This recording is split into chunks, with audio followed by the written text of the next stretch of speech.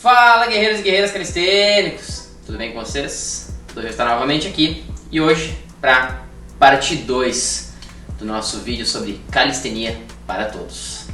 Então no último vídeo a gente comentou alguns aspectos tanto de trabalho quanto de rotina, né, do que envolve o treinamento físico, não só a calistenia, mas de todas as modalidades, de todos os meios e métodos de treinamento. Então hoje queremos então falar um pouquinho sobre a exposição ao clima. Eu falei um pouco no vídeo anterior, mas agora vamos dar um pouquinho mais de ênfase.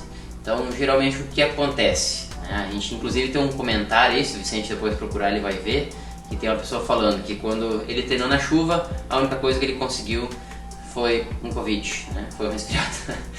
Então assim, já deixando claro, tá? Se você não se expõe ao clima nunca, né? Ou seja, você nunca vai pegar chuva, você nunca pega frio, você nunca pega sol, você nunca está exatamente exposto ao clima, é óbvio, tá? Que a primeira vez que você se expor a ele vai acontecer alguma coisa, né? Pode ser uma insolação, pode ser uma desidratação, pode ser um resfriado, pode ser uma gripe, pode ser o Covid, então que seja, tá? Não importa, se você se expor e você nunca se expõe normalmente, vai acontecer alguma coisa com o seu corpo.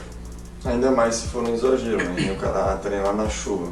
Cara, não precisa, né? Tipo, então eu vou pegar, se é pra se expor ao clima, eu vou tirar a camisa e a bermuda e vou treinar calistenia na Antártida.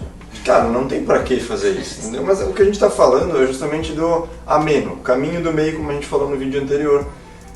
Cara, tu pegar assim, mas hoje tá muito quente, hoje tem muito sol. Cara, vai lá e treina mesmo assim. Não aguentei o treino, me cansei. Cara, vai pra casa, não vai dar nada. Tá show? Não vai dar nada. Exatamente. Só que vai se acostumando, conforme passar o tempo. Outro dia o filho estava dando aula, passou o dia inteiro tomando sol na aula e fez o treino dele. E tava o quê? 38, 40 graus. Cara, outras pessoas diriam que não daria pra fazer. E isso não é pra dizer, não, nós somos os caras da calistenia que treinam 40 graus. Não, é porque é uma situação em que com o tempo tu vai se acostumando. Corriqueira e rotineira, né? Assim como tem pessoas que tivessem passado por que eu passei naquele dia, que eu ainda peguei chuva naquele dia, ainda fiquei molhado até 9 horas da noite. Então, outras pessoas realmente ficariam doentes. Mas como eu já faço isso há muitos anos, mais de uma década, pra ser específico, há 13 anos, é óbvio que eu já não fico mais assim, mas eu ficava doente, né? Então hoje em dia não mais, meu sistema imunológico se adequou a isso. Então hoje meu metabolismo, né, o meu corpo, tudo se tornou muito mais eficaz contra as ações do clima, né? Então a gente mora ainda numa região que, se você está vendo o vídeo, você não é da região sul, talvez vocês nem saibam disso, mas aqui a gente pode ter as 4 estações num único dia. E é verdade. Bem tranquilamente. É loucura, mas é verdade. Tá? Então, próximo tópico, as progressões de calistenia, né? Então a gente comentou no vídeo anterior sobre o básico, sobre fazer aquilo que você consegue fazer, sobre polichinelo, flexões. Então, não importa o nível que você esteja, né? Se você quer chegar num power move, num movimento ginástico avançado, você tem que passar pelo básico, você tem que se fortalecer. Então eu vou citar um exemplo bem legal, que é o handstand, a parada de mãos. A parada de mãos eu adoro ela e adoro passar para os alunos as progressões, justamente porque a parada de mão não é um movimento de super força, como o caso do planche, né? Como o caso de um front lever ou um human flag, a bandeira humana, mas ela tem um aspecto bem legal, que é se você não estiver 100% presente, se você não estiver concentrado, se você não estiver prestando atenção exatamente no que você está fazendo, não importa o brutamonte que você seja, a força excepcional que você tenha, você não vai ficar no handstand. E isso acontece inclusive com pessoas que treinam calistenia, que eu inclusive conheço, pessoas que têm aí um ótimo planche, fazem front lever, pull-up, fazem coisas incríveis e na hora de colocar o handstand não conseguem alinhar, não conseguem se equilibrar, não conseguem corrigir, porque o handstand ele tem essa coisa de estar presente, estar conectado, saber o que você está fazendo naquela hora específica, estar equilibrado consigo mesmo. Então, e ele tem esse aspecto, né? Que é essa questão da concentração, porque ele envolve principalmente pela questão do equilíbrio, né? Então tu tem que estar presente. Isso te afeta de certa forma em todos os outros treinos, só que no handstand ele fica mais evidente que é necessário estar focado no treino, estar presente. Então a gente tem aquele nosso vídeo, vai estar aparecendo aqui no teu esquerdo. nosso esquerdo, mas para o Seu direito. Que é sobre treinar em momentos difíceis, quando a gente está com a cabeça em outro lugar, quando a gente tem muita coisa para resolver durante a vida e a gente acaba perdendo um pouco do foco no treinamento. Então a gente tem aquele vídeo lá onde a gente fala sobre isso. Ou seja, as progressões estão atreladas ao seu perfil. Exatamente. E aí a gente tem o próximo tópico, que é em relação a limitações físicas e psicológicas, né? O filho tem os casos dele que ele pode contar. Eu tenho artrose. Eu tenho os meus também, então...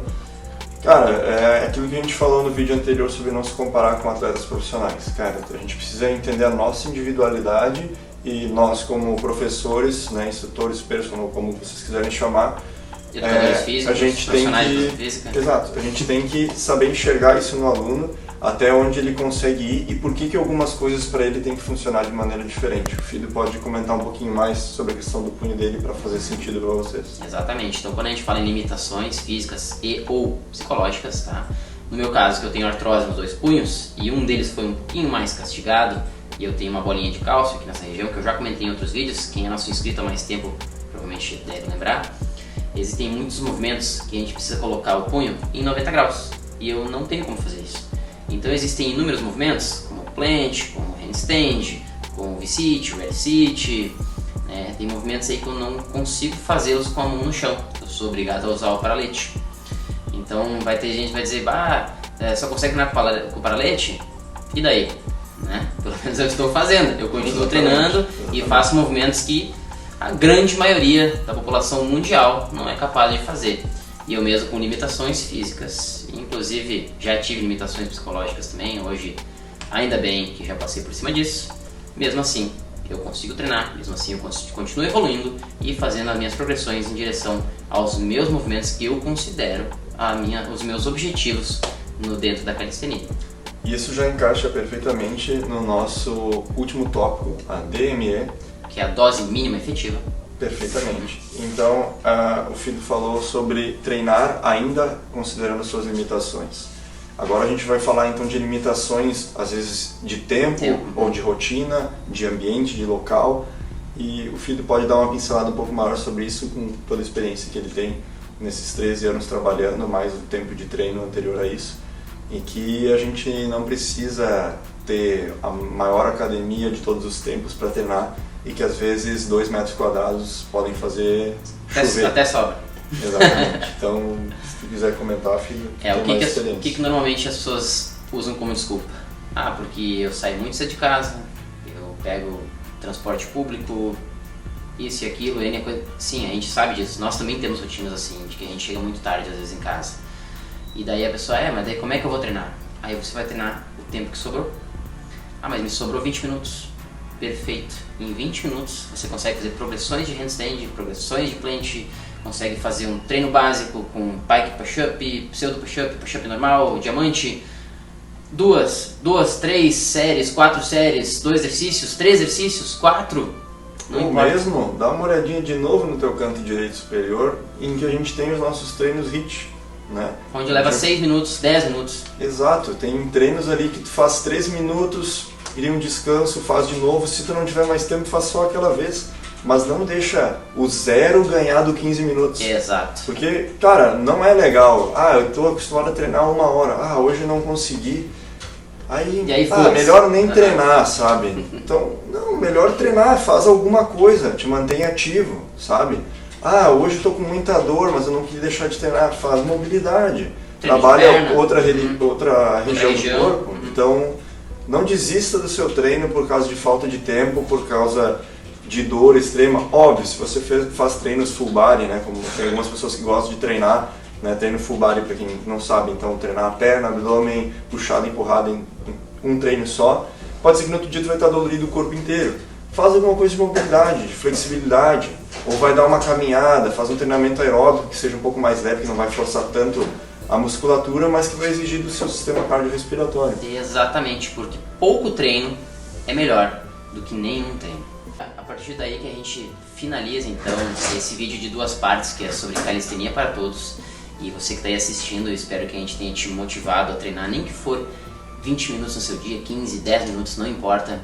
Como o Vicente falou, tem HIIT, tem Tabata, tem um exercício com 3, 4 séries que a gente vai fazer para melhorar determinado movimento ou melhorar o nosso ser como um todo, não importa como comece hoje, mas comece, porque afinal, todos nós nascemos para a evolução.